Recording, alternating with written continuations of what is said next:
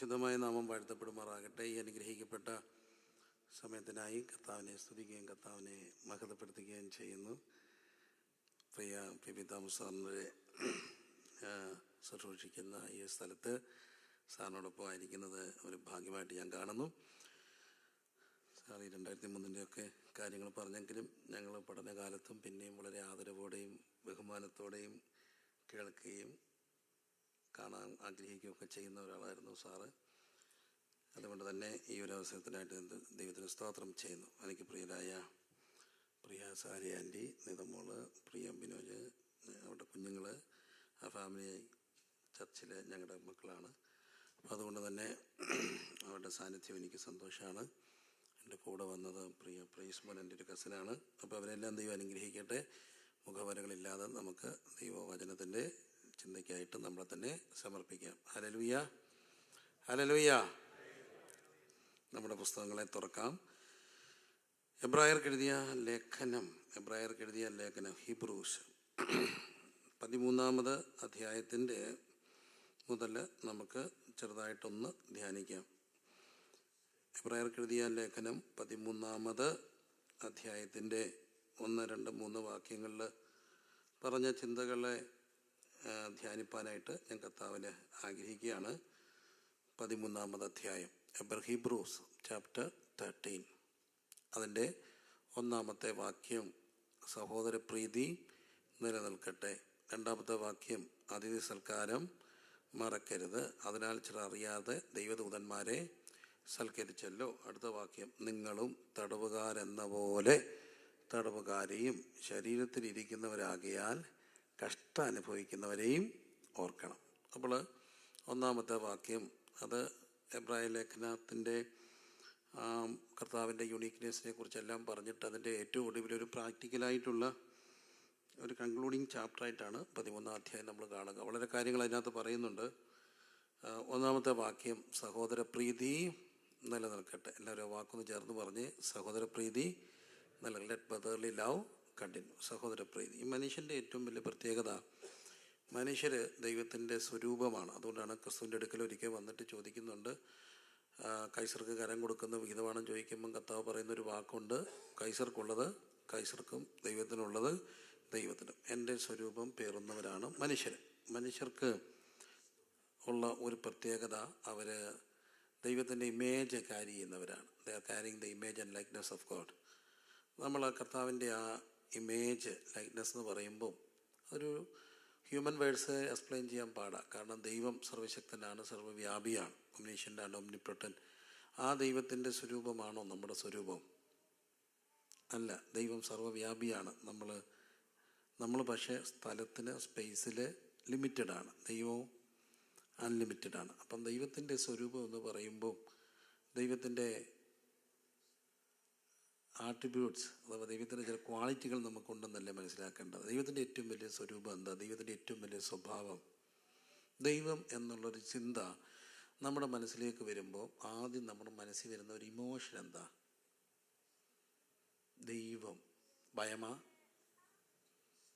God is love. ഏറ്റവും നല്ലൊരു നിർവചനമാണ്. കാരണം യോഹന്നാൻ അത് പറയുക, ഗോഡ് ഈസ് ലവ്. ദൈവം സ്നേഹമാണ്.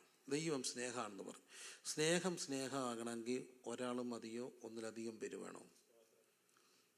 സ്നേഹം എന്ന് നമ്മൾ പറയുമ്പോൾ സ്നേഹം ഒറ്റയ്ക്കുള്ള സ്നേഹമുണ്ട്. അതിൻ്റെ നാട്ടിൽ വിളിക്കുന്ന, എനിക്ക് ഇവിടുത്തെ ഭാഷ അത്ര അറിയത്തില്ല, 1 വേ ട്രാഫിക് എന്ന ഉള്ളിലിങ്ങനെ സ്നേഹം വർഷങ്ങൾ കൊണ്ടു കിടന്ന് പറയാതെ കൊണ്ടു കിടന്ന് ഉരുകി തീർന്നവരൊക്കെ നമ്മുടെ കോളേജ് ക്യാമ്പസിലൊക്കെ ഉണ്ട്. അതിനെ 1 വേ ട്രാഫിക് എന്ന് വിളിക്കും. അങ്ങോട്ട് കൊടുത്തത് ഇങ്ങോട്ട് ഇല്ല. കർത്തൃമേശ ഉള്ളത് കൊണ്ട് ഞാൻ ഒന്ന് സൂക്ഷിച്ച് സംസാരിക്കാം, കാരണം ബഹുമാനത്തോടെ. എന്നാലും പറയാറുള്ളൊരു പാട്ടുണ്ട്, അക്കരെ ഇക്കരെ നിന്നാൽ എങ്ങനെ ആശ തീരും, ഒന്നീ ആങ്കിളി അക്കരയ്ക്ക് അല്ലെങ്കിൽ പെങ്കിളി ഇക്കരയ്ക്ക്. അക്കരെ ഇക്കരെ നിന്നാൽ, സ്നേഹം എന്ന് പറയുന്നത് ഒരാൾ മാത്രം പോരാ, ഒന്നിൽ അധികം പേരുണ്ട്. കൊടുക്കാൻ ഒരാൾ വേണം, സ്വീകരിക്കാൻ ഒരാൾ വേണം. It's all about giving and receiving. സ്നേഹം കൊടുക്കുകയും വാങ്ങുകയും ചെയ്യുന്നു. അപ്പോൾ ഒരാൾ മാത്രമാണെങ്കിൽ നമുക്ക് സ്നേഹം ഫീൽ ചെയ്യത്തില്ല. അതുകൊണ്ടാണ് ദൈവത്തിൻ്റെ സ്വരൂപം എന്ന് പറയുമ്പോൾ ദൈവം ബന്ധമാണ്. പിതാവ്, പുത്രൻ, പരിശുദ്ധാത്മാവ്. എല്ലാവരും ആ വാക്കെന്ന് പറഞ്ഞേ. പിതാവ്, പുത്രൻ, പരിശുദ്ധാത്മ. ഈ ത്രിയേക ദൈവം ഒരു ഡിവൈൻ മിസ്റ്ററിയാണ്. ഇന്ന് ഒത്തിരി സംവാദങ്ങളാണ് ഈ തൃത്വമൊക്കെ ആയിട്ട് ബന്ധപ്പെട്ട് നടക്കുന്നത്. ഈ തൃത്വമായിട്ട് ബന്ധപ്പെട്ട് ഈ സംവാദങ്ങളെല്ലാം നടക്കുമ്പോൾ മനസ്സിലാക്കപ്പെടേണ്ട ഒരു കാര്യമുണ്ട്. നമുക്ക് ഹ്യൂമൻ വേർഡ്സിൽ ട്രിനിറ്റി എക്സ്പ്ലെയിൻ ചെയ്യാൻ, if human words are sufficient to explain the mystery of the trinity, not sufficient. അതതിൻ്റെ സത്യം. അതിനെ എക്സ്പ്ലെയിൻ ചെയ്യാൻ പാടാണ്. അതിൻ്റെ അർത്ഥം ഇതൊരു സത്യമല്ലെന്നല്ല. കാരണം ഹ്യൂമൻ വേർഡ്സ് ആർ ലിമിറ്റഡ്. അത്ര വലിയ ഒരു ഡിവൈൻ മിസ്റ്ററിയാണ് ട്രിനിറ്റി. പക്ഷേ ട്രിനിറ്റിയെ നമുക്ക് മനസ്സിലാക്കാൻ കഴിയുന്ന ഒരു കാര്യമുണ്ട്. റാന്നി വെല്ലുവിളിയുടെ ശതാബ്ദി പ്രസംഗത്തിൽ അന്നത്തെ പ്രഭാഷകനായിരുന്ന ഗീവർഗീസ് മാർ എസ്താത്യോസ് തിരുമേനി മാവേലിക്കര ഭദ്രാസനത്തിലെ എൻ്റെ ഓർമ്മയിൽ ഓർത്തഡോക്സ് സഭയുടെ തിരുമേനിയായിരുന്നു. പക്ഷെ ഭയങ്കര പണ്ഡിതനായിരുന്നു. ദരിദ്ര ലോകത്തിൽ ധനവാനായി ജീവിക്കുന്നു പാപമെന്ന് പറഞ്ഞ ഒരു തിരുമേനിയാണ് അദ്ദേഹം. അദ്ദേഹത്തിൻ്റെ പ്രഭാഷണങ്ങളും ചിന്തകളും എല്ലാം തന്നെ ബേസ് ചെയ്തിരിക്കുന്നത് ട്രിനിറ്റേറിയൻ കൺസെപ്റ്റിലാണ്. നല്ല ചിന്തകനായിരുന്നു ഗീവർഗീസ് മാർ എസ്താത്യോസ് തിരുമേനി. അപ്പോൾ എസ്താത്യോസ് തിരുമേനി തൃത്വത്തെക്കുറിച്ച് പ്രസംഗിച്ചു. ഗാഢമായ ചിന്തകളായിരുന്നു. ത്രിമൂർത്തി സങ്കല്പങ്ങൾ, ഹൈന്ദവ പുരാണങ്ങൾ, യവന ചിന്തകളെല്ലാം എടുത്ത് അദ്ദേഹം തൃത്വത്തെക്കുറിച്ച് പ്രസംഗിച്ചു. അപ്പം പുറകെ എഴുന്നേറ്റത് ക്രിസ്തോസം തിരുമേനിയാണ്. മർത്തോമാ സഭയുടെ അല്ലെങ്കിൽ ജനങ്ങളുടെ തിരുമേനിയായിരുന്ന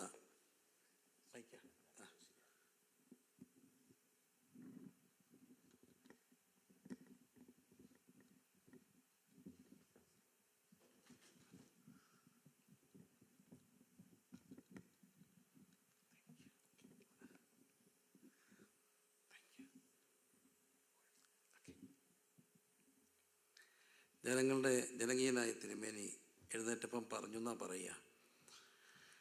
പ്രിയ തിരുമേനി, തൃത്വത്തെക്കുറിച്ച് ഇത്രയും പറഞ്ഞപ്പോൾ ഞാൻ ഓർത്തുപോയി, ത്രിയേക ദൈവത്തിന് ഈ കാര്യത്തെക്കുറിച്ച് ഇത്രയും അറിയാമോ? അദ്ദേഹത്തിൻ്റെ ഒരു തമാശയാണ്. അതായത് ത്രിയേക ദൈവം ഒരു ഡിവൈൻ മിസ്റ്ററിയാണ്. അതിനെ മനസ്സിലാക്കേണ്ടത് ബന്ധത്തിലാണ്. പിതാവും പുത്രനും പരിശുദ്ധ. എങ്ങനെയാണ് അവർ ഒന്നായിരിക്കുക? സ്നേഹത്തിൻ്റെ ഐക്യതയാണ്. അതല്ല അതിൻ്റെ ഐക്യത. പിതാവെല്ലാം പുത്രന് കൊടുക്കുന്നു, പുത്രനെല്ലാം പിതാവിന് തിരികെ കൊടുക്കുന്നു. എന്തൊരു സ്നേഹത്തിൻ്റെ ഐക്യതയിലാണ് ആ ഗോഡ് ഹെഡിനെ ഞാൻ മനസ്സിലാക്കുക. It's all about giving and receiving. പിതാവെല്ലാം പുത്രന് കൊടുക്കുന്നു, പുത്രനെല്ലാം പിതാവിന് തിരികെ കൊടുക്കുന്നു, പുത്രനും എല്ലാം കാൽ കീഴാക്കി വെക്കുന്നു, എന്നിട്ട് പുത്രൻ പിതാവിന് കീഴ്പ്പെട്ടിരിക്കുന്നു. അപ്പം ആ ബന്ധത്തിലാണ് മനുഷ്യനെ സൃഷ്ടിച്ചിരിക്കുക. മനുഷ്യനുള്ള ഏറ്റവും വലിയ കഴിവെന്താ? ബന്ധങ്ങളാണ്. ഒരു സിമ്പിൾ ഡെഫിനേഷൻ, ഒരു വ്യക്തി, പേഴ്സൺ, ഹ്യൂമൻ ബീയിങ് എന്നുള്ളതിനൊരു സിമ്പിൾ ഡെഫിനേഷൻ എന്താ? നമ്മൾ വേണേൽ പറയും രണ്ട് കാലേ നടക്കുന്ന മൃഗമാണ് ആര്? മനുഷ്യൻ എന്നൊക്കെ പറയാം. പണ്ടത്തെ ഒരു ഡെഫിനേഷൻ പരസ്യത്തിനൊക്കെ പ്രസംഗിക്കുന്ന, അല്ലെങ്കിൽ മനനം ചെയ്യുന്നവനാണ് മനുഷ്യൻ. അതിനൊക്കെ ഉള്ള ഡെഫിനേഷൻ അപ്പുറത്ത് ജോൺ പോൾ രണ്ടാമൻ പറഞ്ഞിരിക്കുന്ന ഒരു ഡെഫിനേഷനുണ്ട്. Person is all about relationship. വ്യക്തി എന്ന് പറയുന്നത് എന്താണ്? ബന്ധമാണ്. It's all about relationship. നമ്മളെല്ലാവരും ബന്ധമാണ്. ബന്ധങ്ങളില്ലെങ്കിൽ നമ്മളുണ്ടോ? ഇല്ല. നമ്മൾ ചിന്തിക്കാറില്ല. പക്ഷെ നമ്മളെല്ലാം ബന്ധങ്ങളാണ്. അപ്പന്, അമ്മ, നമ്മളെന്ത് റിസീവ് ചെയ്തു? എന്തല്ലോ ആരും നല്ലവൻ റിസീവ് ചെയ്തു. ഒരു കൊച്ചിനെ എടുത്ത് വെച്ച് ചുമ്മാ നോക്കിയിട്ട് പറയാം, വല്യമ്മയുടെ മൂക്ക്, മരിച്ചുപോയ മാവിയുടെ ചെള്ള, കാർന്നവൻ്റെ കണ്ണ്. പറയോ ഇടി കണ്ടോ അയ്യോ, ചിരിച്ചപ്പം അമ്മാവിയെ പോലെ, കരഞ്ഞപ്പം അമ്മായിയെ പോലെ, ദേഷ്യം വന്നപ്പോൾ ആ ചത്തുപോയ മുത്ത് അമ്മയെ പോലെ. എല്ലാം നമ്മൾ ആരുടെയൊക്കെയോ ആണോ? നമ്മൾ ആരുടെയൊക്കെയാ? എല്ലാം നമ്മൾ എന്ന് പറയുന്ന മനുഷ്യൻ രൂപപ്പെടുമ്പോൾ അതിലാരെല്ലാം ഉണ്ട്? ഒത്തിരി പേരുണ്ട്. നമ്മൾക്ക് എപ്പോഴാണ് പ്രായമാകുന്ന അറിയുക? പ്രായമാകുന്ന അറിയുന്നത് സാധാരണ പറയുന്നൊരു സ്റ്റേറ്റ്മെൻ്റ് ഉണ്ട്. നമ്മളെ ഒരാൾ കണ്ടിട്ട് പറയാം, അയ്യോ അണ്ട അച്ചായി നടക്കുന്ന പോലെ നടക്കുന്നത് എന്നോർത്ത് അറിഞ്ഞോണം. എന്തായി കാരണം ഒരു നടക്കുന്ന പോലെ കൂനി ഇരുന്നിട്ട്, എന്നോടിപ്പം ചില പറയാറുണ്ട്, പപ്പ ഇരുന്നിട്ട് എഴുന്നേക്കുന്ന പോലെ ഒന്നാഞ്ഞ്. അതിൻ്റെ അർത്ഥം ഞാനും പ്രായമായെന്ന. നടക്കുമ്പം ഇരിക്കുമ്പം അപ്പനെ പോലെ ആയെങ്കിൽ നമ്മളറിയാതാണ് നമ്മൾ സംശീകരിക്കുക. അപ്പം എല്ലാം അറിയുന്നു. നമ്മൾ ആരാ? ബന്ധമാണ്. നമ്മളെ ഫോം ചെയ്യുന്ന എല്ലാം ബന്ധങ്ങളാണ്. ആ ബന്ധങ്ങളിലെ വലിയൊരു ബന്ധമാണ് സഹോദര ബന്ധം. അതുകൊണ്ടാണ് വേദോസം പറയുക സഹോദരപ്രീതി നിലനിൽക്കട്ടെ. പക്ഷേ ഇന്നത്തെ ഈ ഒരു മോഡേൺ തിരക്കിനകത്ത് നമ്മൾ ബന്ധങ്ങൾക്ക് വില കൊടുക്കാതെ ജീവിക്കുന്നവരാണ്. കുറച്ചുകൂടെ ധ്യാനത്തോടെ എല്ലാ ബന്ധങ്ങളെ കാണണം. ഞാൻ പലപ്പോഴും ശ്രദ്ധിക്കുന്ന ഒരു കാര്യമുണ്ട്. പണമുള്ള വിദ്യാഭ്യാസമുള്ള ആൾക്കാരുടെ ഇടയിലാണോ, തികച്ചും സാധാരണക്കാരായ പാവങ്ങളായ ആളുകളുടെ ഇടയിലാണോ ബന്ധങ്ങൾക്ക് വില കൂടുതൽ? ആർക്കായിരിക്കും? പാവങ്ങളുടെ ഇടയിലാണ്. എന്തോ ബന്ധമെന്നറിയോ? ചെറിയ വസ്തുതർക്കത്തിൻ്റെ പേരിൽ ഇവിടെ ഇരുന്നുകൊണ്ട് പിണങ്ങിയവരുണ്ട്. പെങ്ങളുമായിട്ട് മിണ്ടത്തില്ല. എന്താ കാര്യം? അവർക്ക് കൂടുതൽ കൊടുത്തു, ഇവർക്ക് കുറവ് കൊടുത്തു. ഞങ്ങളുടെ റൈറ്റാണ്, ആൻസെസ്ട്രൽ റൈറ്റ്. എന്തോന്നാ? അതേസമയം ഒന്നുമില്ലാത്തതെല്ലാം വയ്യാത്തവന് കൊടുത്തിട്ട് വാടക വീട്ടിൽ പോകുന്ന ചേട്ടനുണ്ട്, ഒരു പിണക്കും ഇല്ലാതെ. ബന്ധങ്ങൾ കുറച്ചുകൂടെ ധ്യാനിക്കണ്ടേ? വ്യക്തി എന്ന് പറയുന്ന ബന്ധമാണ്. സഹോദരപ്രീതി നിലനിൽക്കട്ടെ. എനിക്ക് ഒരേ ഒരു പെങ്ങളെ ഉണ്ടായിരുന്നുള്ളൂ. അവൾ ഡയാലിസിസ് ആയിരുന്നു, മരിച്ചുപോയി. അവൾ മരിച്ചു കഴിഞ്ഞപ്പോൾ ഞാൻ ഫേസ് ചെയ്തൊരു പ്രശ്നമുണ്ട്. എനിക്ക് 4 പിള്ളേരാണ്. സത്യത്തിൽ ഇന്ന് തന്നെ അതിൻ്റെ ഏറ്റവും വലിയ പ്രശ്നമാണ്.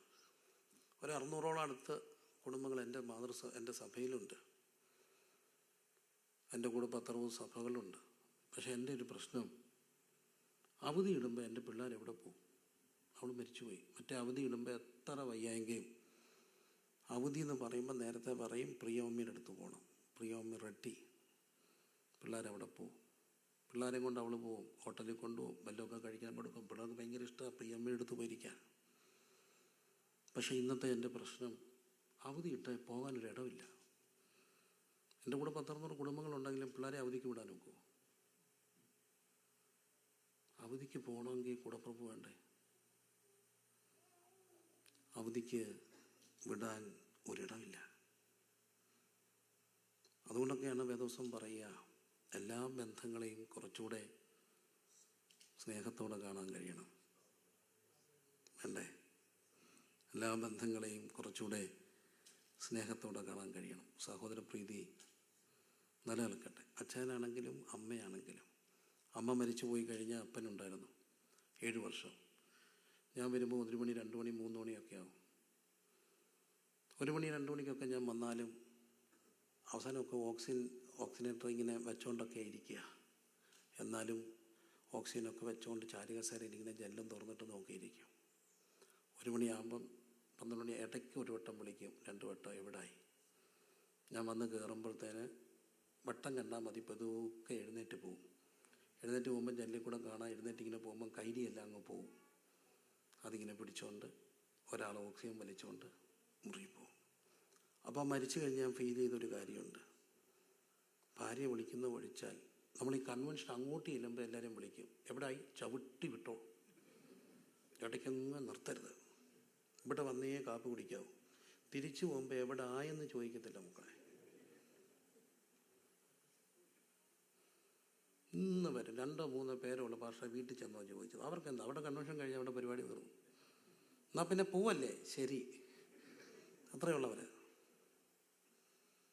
പക്ഷെ വന്നോന്ന് തിരക്കാൻ ആരാ ഉള്ളേ?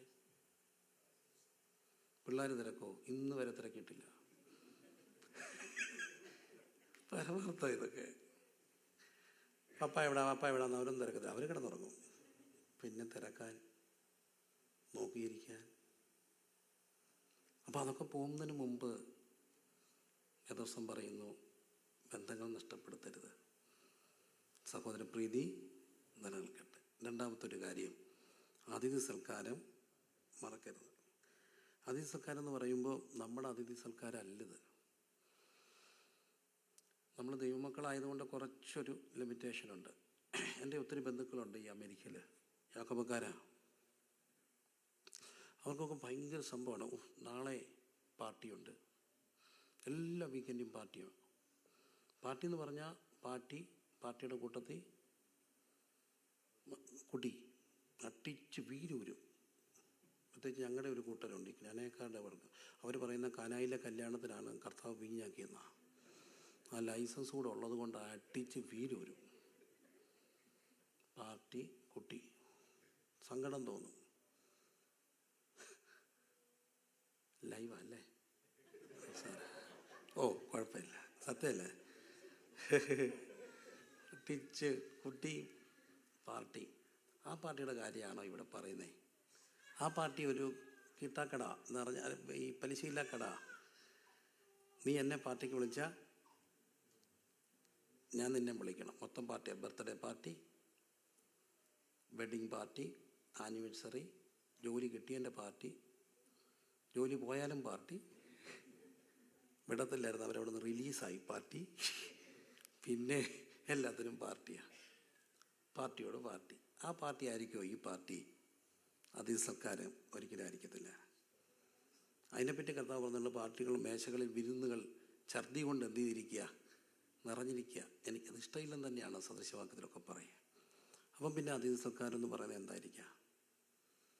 വേദപുസ്തകത്തിൽ ക്വസ്റ്റ്യൻ നേരത്തെ ഔട്ടായ ഒരു സംഭവത്തെക്കുറിച്ച് പറയുന്നുണ്ട്.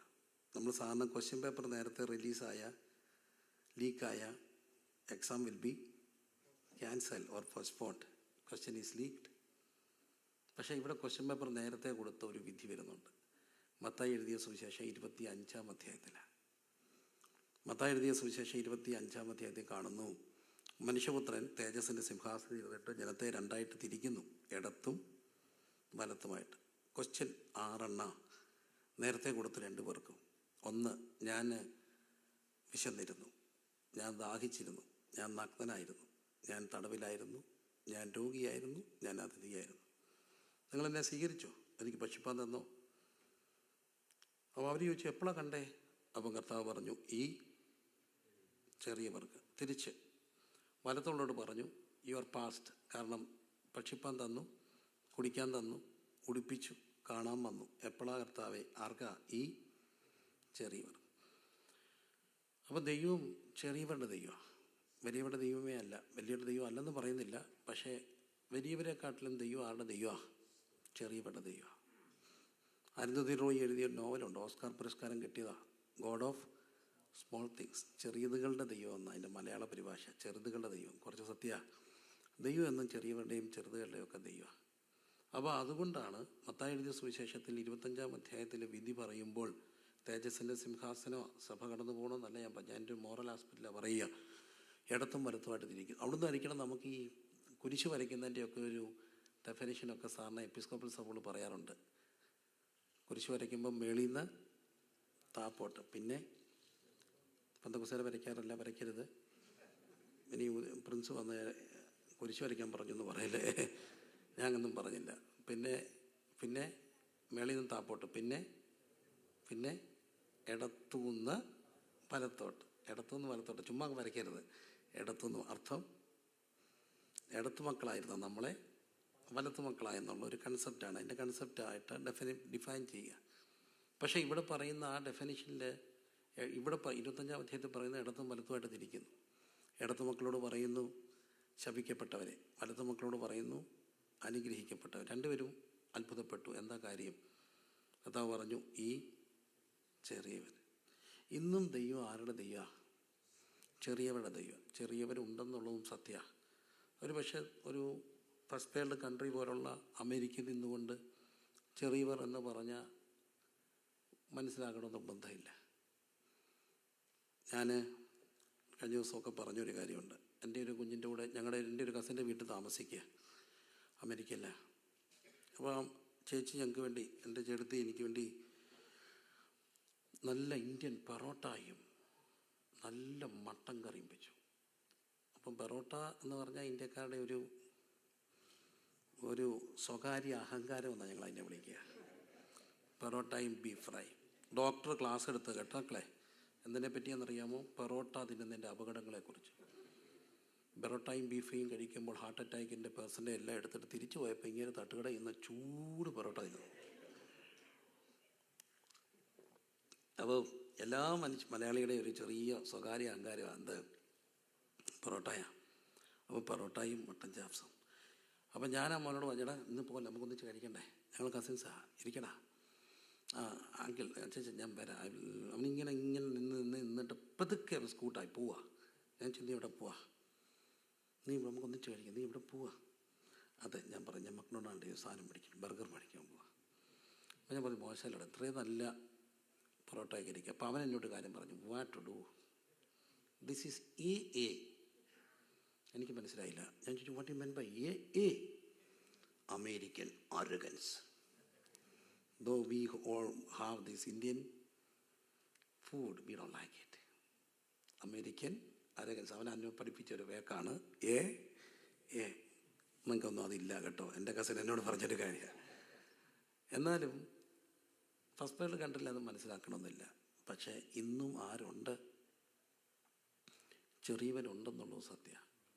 ഞാൻ കാണാതെ പോയി, നമ്മൾ പലരും കാണാതെ പോകും. എന്നെ ഈ ദിവസങ്ങളിൽ ഒലച്ച ഒരു സംഭവമുണ്ട്. ഒലച്ചു പോയി, എന്നെ ഒലിഞ്ഞു പോയി.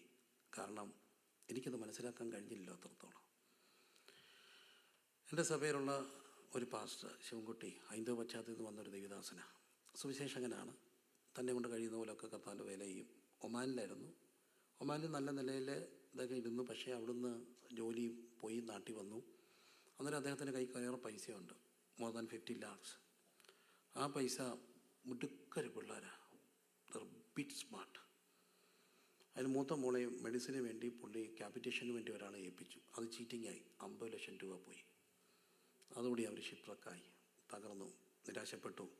ഈ മോള് പിന്നെ പഠിക്കാനും പോയില്ല, വിടാനും പൈസയില്ല. അവളൊരു ചെറിയ വല്ലാത്തൊരു മാനസികാവസ്ഥയിലേക്ക് പോയി. അമ്മയ്ക്ക് വല്ലാത്ത പ്രയാസങ്ങൾ. ചുരുക്കത്തിൽ ഈ കുഞ്ഞുങ്ങളെ മിടുക്ക ഇളയമ്മനൂടെ പഠിച്ചു. അപ്പോൾ അവർ തീരുമാനിച്ച് എങ്ങനെയെങ്കിലും വിട്ട് പഠിപ്പിക്കാൻ. കുറച്ച് വസ്തുവൊക്കെ മേടിച്ചിട്ടുണ്ട്, അപ്പോൾ അത് വിൽക്കാം എന്നുള്ള ചിന്തയിൽ, ലോണൊക്കെ കിട്ടുമെന്നുള്ള ഒരു ചിന്തയിൽ ഗയാനയ്ക്ക് വിട്ടു മെഡിസിൻ പഠിക്കാൻ വേണ്ടി. മിടുക്കരാ പിള്ളേർ. ഗയാനയിൽ പോയി. വസ്തു വിൽക്കാവത്തില്ല, ഇപ്പം വസ്തു ആർക്കും വേണ്ട, വസ്തു വിൽക്കാവത്തില്ല, ഗയാനയിലാണ്. അവർക്കപ്പം 20 hours ഉണ്ട് വർക്ക് ചെയ്യുക. ഞാൻ മനസ്സിലാക്കുന്നത്, വർക്ക് ചെയ്താൽ അവിടെ ഫുഡ് കാര്യങ്ങളൊക്കെ അങ്ങ് നടന്നു പോകും. പിന്നെ ഫീസ് മാത്രം ഇവിടുന്ന് അയച്ചാൽ മതി. അപ്പോൾ ഈ അപ്പനിങ്ങനെ ഓടുക. അതിനിടയ്ക്ക് ഫീസ് ഇതായി, പരീക്ഷ എഴുതാൻ വയ്യാതെ വന്നു, ലോൺ കിട്ടാതായി. ഈ മനുഷ്യൻ ഡയബറ്റിക്കാണ്. എന്നിട്ട് എന്തൊക്കെ ജോലിയും ബിസിനസ്സൊക്കെ ചെയ്ത് ഇങ്ങനെ കുടുംബമൊക്കെ പോകുന്നുണ്ട്. ചിലരൊക്കെ സഹായിച്ചു. പക്ഷേ ഇത്രയും ഭാരിച്ചത്രത്തല്ല. നമ്മുടെ ചാരിറ്റിക്കൊക്കെ ലിമിറ്റില്ലേ. ഒരു ദിവസം മക്കൾ അച്ഛനെ വിളിച്ചു. ലാസ്റ്റ് കോൾ അതായിരുന്നു ഞാൻ മനസ്സിലാക്കുക. അപ്പാ 3 ദിവസമായി കഴിച്ചിട്ട് പണിയില്ല, 3 ദിവസമായി പട്ടിണിയാണ്. 2 കുഞ്ഞുങ്ങൾ ഗയാനയിൽ പട്ടിണിയാണ്.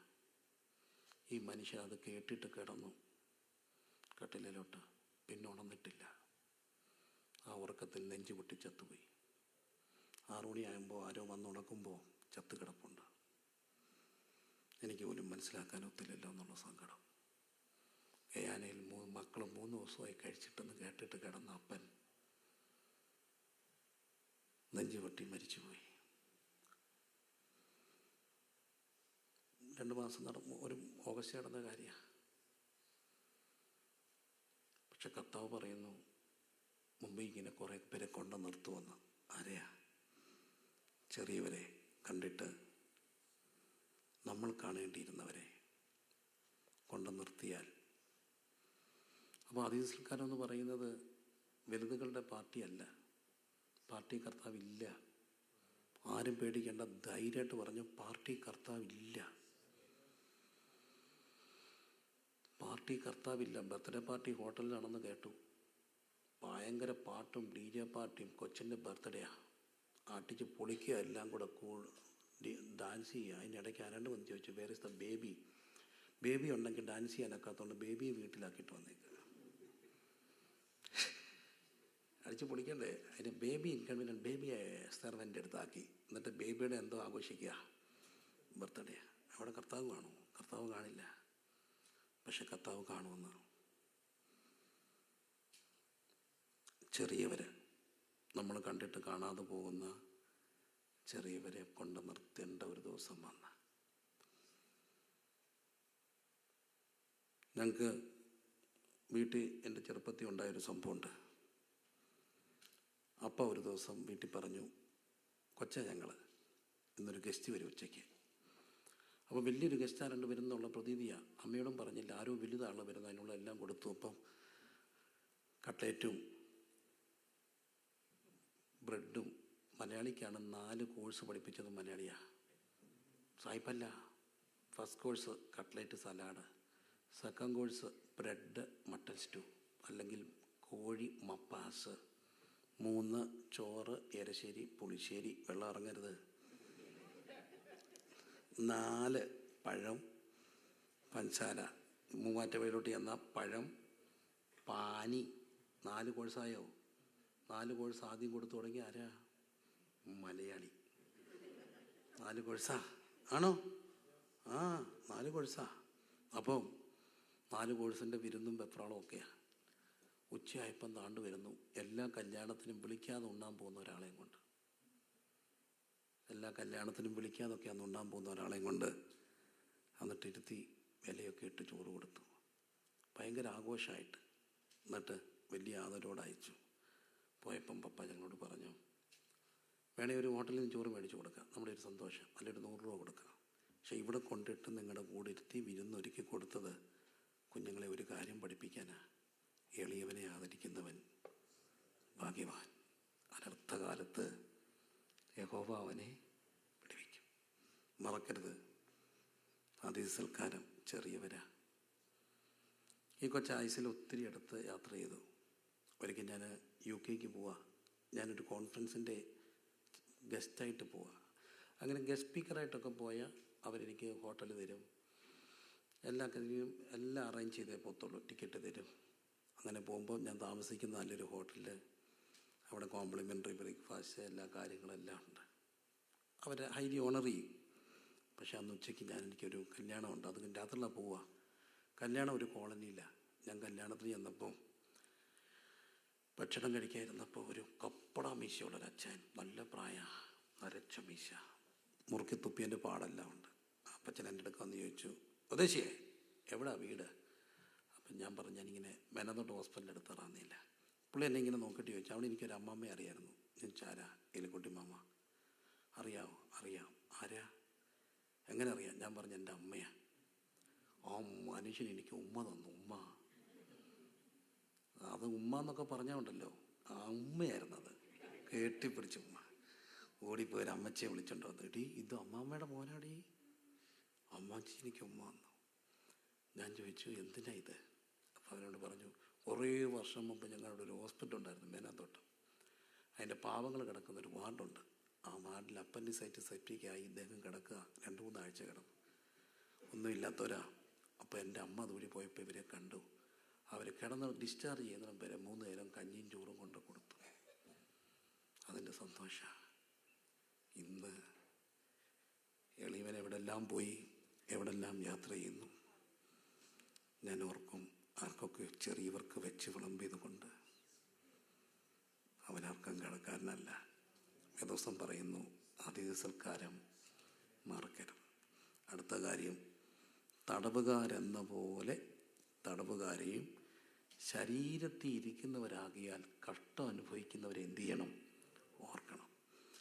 തടവുകാരെന്ന പോലെ തടവുകാരെ. തടവെന്നൊക്കെ പറയുന്നത് 2ആണ്. ഒന്ന് ലിറ്ററൽ തടവുണ്ട്, കുറ്റവാളികളാണ്. പക്ഷെ എപ്പോഴും ഓർക്കപ്പെടേണ്ട ഒരു കാര്യമുണ്ട്, എല്ലാ മനുഷ്യൻ്റെ അകത്തും ഒരു കുറ്റവാളികളുണ്ട്. എല്ലാ മനുഷ്യൻ്റെ അകത്തും ഏതിന് വളവിടുന്നോ അതായിരിക്കും ശക്തിപ്പെടുക. അതല്ലേ സത്യം? ഏതിന് വളവിടുന്നോ അതെന്ത് ചെയ്യും? ശക്തിപ്പെടും. പല്ലും ജയിലിൽ പോയതൊക്കെ സാഹചര്യത്തിലാണ്. അബദ്ധത്തിൽ അച്ഛൻ അമ്മയെ ഞെക്കിപ്പിടിക്കുമ്പോൾ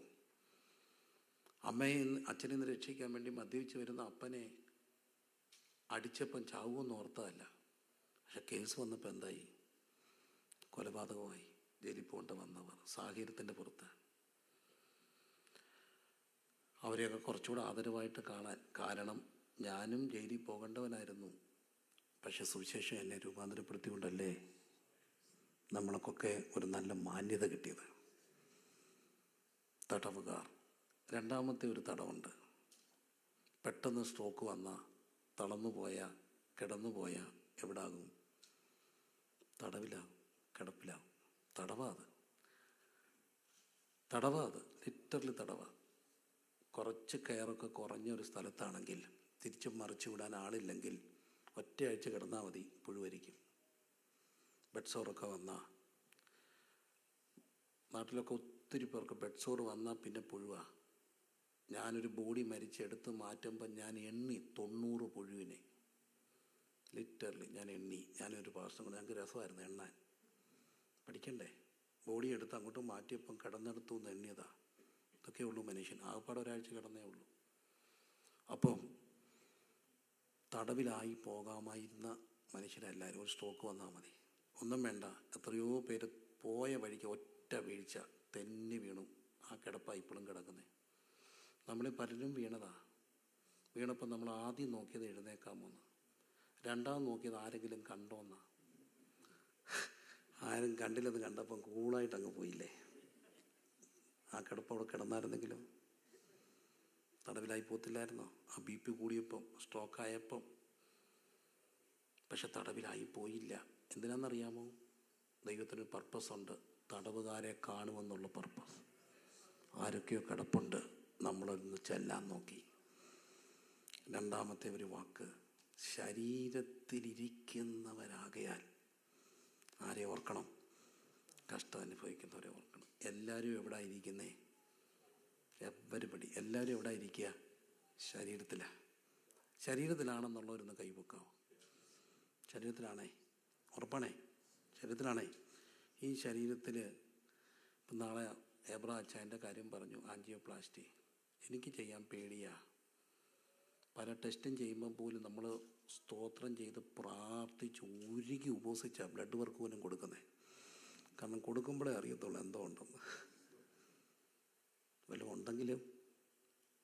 പക്ഷേ ചിലപ്പോൾ ഉണ്ടായിട്ടായിരിക്കാം, ഇല്ലായിട്ടായിരിക്കാം ഇങ്ങനെ വണ്ടി ഓടുന്നത്. ആരുടെ കൃപ കൊണ്ടാണ്? ദൈവത്തിൻ്റെ കൃപ കൊണ്ട്. ശരീരത്തിൽ ഇരിക്കുന്നവരെപ്പോഴും ഓർത്തോണം, ആരെയാ? കഷ്ടം അനുഭവിക്കുന്നവർ. കഷ്ടത്തിലായിപ്പോയാൽ ഭയങ്കര കഷ്ടമാണ്. വലിയ പ്രശ്നങ്ങളൊന്നും ഇല്ലാത്തൊരു പശ്ചാത്തലത്തിലായിട്ടും 10 വർഷത്തോളം അടുപ്പിച്ച് ഡയാലിസിസ് ചെയ്തൊരു പെങ്ങൾ എനിക്കുണ്ടായിരുന്നു. കണ്ടിന്യൂസ് ആകുമ്പോൾ നമ്മുടെ കയ്യിൽ നിന്ന് കാര്യങ്ങൾ പോകും. വെളുപ്പിനെ 3 മണിക്കത്തെ സ്ലോട്ടായിരുന്നു നമ്മൾ പോവുക. 3 മണിക്ക് തന്നെ പോകണം. കാരണം പിള്ളേർ കൊച്ച അളിയനില്ല, അവിടെ ഇല്ല. അപ്പോൾ അവൾക്ക് ബൈസ്റ്റാൻഡർ ഇല്ല, ഉള്ളത് ഞാനെവിടെങ്കിലുമൊക്കെ ആയിരിക്കില്ലേ. അപ്പോൾ അവളിനോട് പറയടാ 3 മണിക്ക് പോകണം, പൈസ വേണം, ഞാൻ എവിടെയെങ്കിലും പ്രസംഗിക്കാൻ പോയേക്കുമായിരിക്കും, കിട്ടുന്നത് കൊണ്ട് വേണം അവൾക്ക് കൊണ്ട് കൊടുക്കാൻ. ഞാൻ 1 മണി 1:30 ആകുമ്പോൾ അവിടെ എടുക്കുക വരും. അന്നേരം അവളെ ഉണർത്തിയാൽ പിന്നെ അവൾ ഉറങ്ങത്തില്ല, BP കൂടും. ഞാൻ ആ വാതിക്കെ കിടക്കും 3 മണി വരെ. അവൾ ഇറങ്ങി വരാൻ, ഡയാലിസിസിന് പൈസ കൊടുക്കാൻ. കഷ്ടങ്ങൾ വലുതാ. നമുക്ക് കുറച്ചറിയാം ഇതൊക്കെ അനുഭവിച്ചുകൊണ്ട്. പക്ഷെ എപ്പോഴും ഓർക്കപ്പെടേണ്ട ഒരു കാര്യമുണ്ട്, എവിടെ ഇരിക്കുക? ശരീരത്തിലാണ്. എന്തിനു വേണ്ടി ഇരുത്തിയിരിക്കുക? കഷ്ടം അനുഭവിക്കുന്നവരെ ഓർക്കാൻ. ഓർത്താൽ പ്രാർത്ഥിക്കും, പ്രാർത്ഥിച്ചാൽ ഒന്ന് വിളിക്കും, വിളിച്ചാൽ ചിലപ്പം കൈ ചലിക്കും, ചിലപ്പോൾ ഒന്ന് പോയി കാണും. എന്നെ ദൈവം ഇരുത്തിയിരിക്കുകയാണ്. എന്തിനു വേണ്ടിയാ? കഷ്ടം അനുഭവിക്കുന്നവരെ ഓർക്കാൻ. മറക്കരുത്, കഷ്ടം അനുഭവിക്കുന്നവരെ ഓർക്കാൻ. പലപ്പോഴും എനിക്കും ശാരീരിക പ്രയാസങ്ങൾ പലതും ഉണ്ടായിട്ടുണ്ട്, വേഴ്സായിട്ടുണ്ട്. പക്ഷെ ഒറ്റ കാര്യം കൊണ്ടാണ് തമ്പുരാൻ രക്ഷിച്ചത്. എങ്ങനെയൊക്കെ ഒന്ന് രക്ഷിച്ചു. ഞാൻ ഈ അടുത്തിടയ്ക്ക് എവിടെയോ പറഞ്ഞു, ഞങ്ങളുടെ ഒരു കൺവെൻഷൻ കഴിഞ്ഞപ്പോൾ 3 പോത്തിനെ ഞങ്ങൾ വെട്ടിക്കൊന്നു. കൺവെൻഷന് ഫുഡ് കൊടുക്കാൻ 3 പോത്തിനെ വെട്ടി. ഞാനിവിടെ നിന്ന് വെട്ടി. രസമാണ്, നമുക്കൊരാവേശമല്ലേ. എല്ലാം ഇത് വെട്ടുന്നൊക്കെ പാസ്റ്റർമാർ ഞങ്ങളുടെ കൂടെ ഉണ്ട്. വശമുള്ള പിള്ളേർ എല്ലാം കൂടി വെട്ടി ഒരയ്ക്ക് വാരിയെടുത്ത് പോട്ടി വെച്ച് കപ്പ ബിരിയാണി വെച്ച് പോട്ടിയെടുത്ത് ബോട്ടി ഫ്രൈ ആക്കി അടിച്ച് കാന്ന് പോത്തിനെ കൊടുത്തു. എന്നിട്ട് ഞാൻ ഇങ്ങനെ വന്നിട്ട് പുഷ്പഗിരി ചെന്ന് എൻ്റെ ബ്ലഡ് എടുത്തപ്പോൾ എൻ്റെ കിഡ്നി ഫങ്ഷൻ എല്ലാം പോയി, ക്രിയാറ്റിനെല്ലാം കൂടുതലാണ്. എനിക്കങ്ങ് സങ്കടമായി. ഡോക്ടറിന് പറഞ്ഞു, നീ ഇറച്ചി മുട്ട് പിന്നെ ഒന്നും കഴിക്കരുത്, പയർ കഴിക്കരുത്, 2 വീക്സിൽ റിപ്പീറ്റ് ചെയ്യണം, എന്നിട്ട് ഡിസൈഡ് ചെയ്യുക. എല്ലാം കേട്ടു. ഞാൻ പുറത്ത് ജീപ്പ് എടുത്തുകൊണ്ട് അങ്ങോട്ട് മാറിയിരുന്നിട്ട് ഒറ്റ കരച്ചിൽ കരഞ്ഞു. തമ്പുരാനെ, 3 പോത്തിനെ വെട്ടിയിട്ടാണ് ഞാൻ വരുന്നത്. ഇനി അതിൻ്റെ കടം വീണ്ടാൽ ഞാൻ 1 വർഷം കൺവെൻഷൻ പ്രസംഗിക്കണം. എന്നോട് തിന്നരുത് പറഞ്ഞാൽ ദോഷമല്ലേ, മോശമല്ലേ കർത്താവേ? അങ്ങനെ പറയാൻ നോക്കുമോ? എൻ്റെ മക്കളെ ഞാൻ തിരിച്ച് വീട്ടിൽ പോയി. എനിക്കങ്ങ് ഭയങ്കര സങ്കടമായി. ഞാൻ രാത്രി കിടക്കുക, എനിക്കങ്ങ് ഭയങ്കര മനപ്രയാസം. അവനവൻ്റെ കാര്യം വരുമ്പോൾ എത്ര എന്ന് പറഞ്ഞാൽ എല്ലാവർക്കും പേടിയില്ലേ. പിന്നെ ഏറ്റവും വലിയ പാടാണ് ഈ മരണമാണ്, രോഗമാണെന്നൊക്കെ പറഞ്ഞിട്ട് അത് കണ്ടുകൊണ്ട് ജീവിക്കുക. ഞാൻ കിടന്നു. ഞാൻ വെളുപ്പിന് ഒരു ദർശനം കാണുക. മുംബൈയിൽ ഒരു തങ്കച്ചാനുണ്ട്. തങ്കച്ചാൻ എന്ന് പറഞ്ഞ മനുഷ്യൻ സാധുവാണ്, താടിയൊക്കെ ഇത്രയുണ്ട്, നോട്ട് മാരീഡ്, സന്യാസി പോലെ ജീവിക്കുന്നൊരു മനുഷ്യനാണ്. ഭയങ്കര ഭക്തനാണ്, പ്രാർത്ഥനാ മനുഷ്യനാണ്. അദ്ദേഹത്തിൻ്റെ അടുക്ക് ഒത്തിരി പേര് ഈ രോഗികൾ പ്രാർത്ഥിക്കാൻ വരും, മറാഠികളൊക്കെ. അവർക്ക് വേണ്ടി പ്രാർത്ഥിക്കും. ഗ്രാമത്തിലാണ്, എല്ലാവർക്കും സൗഖ്യം കിട്ടും. വലിയ വെല്ലോണൊന്നും അല്ല, പക്ഷേ ഭക്തനായൊരു മനുഷ്യന്. ഒരിക്കൽ എന്നെ കണ്ടപ്പം പറഞ്ഞു, മോനെ നിനക്ക് വേണ്ടി ഞാൻ പ്രാർത്ഥിക്കാറുണ്ടെന്ന് പറഞ്ഞു. അതെനിക്ക് വലിയ സന്തോഷമായി. ഞാൻ രാവിലെ ദർശനം കാണും, ഒരു സ്വപ്നം കാണാൻ. പുള്ളി എൻ്റെ അടുക്ക വന്നിരുന്ന് ഇങ്ങനെ പ്രാർത്ഥിച്ചിട്ട് എണ്ണയിട്ട് പൂശി പ്രാർത്ഥിക്കും. ഞാൻ ഉണർന്നു, എനിക്ക് സ്വപ്നമല്ലേ. അപ്പം ഞാൻ നേരം വെളുത്തൊരു 8 മണിയായപ്പോൾ ഈ അച്ചായനെ വിളിച്ചു. തങ്കച്ചായോ, റാന്നിന്ന് പ്രിൻസാ. ആണോടാ മോനെ, വെളുപ്പിനെ ഞാൻ നിൻ്റെ മുറി വന്ന് പ്രാർത്ഥിച്ചായിരുന്നു. ഇതിനെ എനിക്ക് തിയോളജിക്കലി വ്യാഖ്യാനിക്കാൻ കഴിയത്തില്ല, അതുകൊണ്ട് ഞാൻ പറഞ്ഞു എക്സ്പീരിയൻസാണ്. ഞാൻ വെളുപ്പിനെ നിൻ്റെ മുറി വന്ന് പ്രാർത്ഥിച്ചിടാൻ നിനക്ക് വേണ്ടി ധൈര്യമായിട്ട് പൊക്കോ, നോ പ്രോബ്ലം. ഞാൻ ചെന്നപ്പോൾ എല്ലാം മാറി. അങ്ങനെ എന്തെല്ലാം അനുഭവങ്ങളിൽ കൂടെ പോയോണ്ടോ തമ്പുരാൻ നിർത്തിയത്. ശരീരത്തിലാണെങ്കിലും നിർത്തിയത് ഒറ്റ കാര്യത്തിനാണ്. നമ്മൾ ജീവിച്ചിരുന്ന കഷ്ടം അനുഭവിക്കുന്നതിനെ ഓർക്കുന്നൊരു പ്രതീക്ഷ കർത്താവിനുള്ളത് കൊണ്ട് ആ പ്രതീക്ഷ നഷ്ടപ്പെടുത്തരുത്. ദൈവത്തിൻ്റെ കഷ്ടം അനുഭവിക്കുന്നവരെ ഓർക്കണം. 4 കാര്യങ്ങൾ. 1, ബന്ധങ്ങളെ ധ്യാനിക്കണം. അവർ മരിച്ചു പോകുന്നതിന് മുമ്പ്, മരിച്ചാൽ പിന്നെ ബന്ധമില്ലല്ലോ, കൂടുണ്ടായി മരിക്കുന്നതിന് മുമ്പ് കുറച്ചുകൂടെ സ്നേഹിക്കാൻ. 2, ചെറിയവരെ കുറച്ചുകൂടെ ഓർക്കാൻ. ഇളയവനെ ആദരിക്കുന്നവൻ ഭാഗ്യവാൻ. 3, തടവിലാകാതിരുന്നത് തടവുകാരെ കാണാൻ. 4, ശരീരത്തിലാണ് ആരെ ഓർക്കണം? കഷ്ടം അനുഭവിക്കുന്നവരെ. കണ്ണുകളടച്ച്. ഞാൻ ശരീരത്തിലല്ലേ. ഇന്നലെ മിന്നിയ എത്രയോ പേരിന്നില്ല, ലിറ്ററലി ഇല്ല. പിന്നെ എത്രയോ പേർ കിടപ്പിലായി.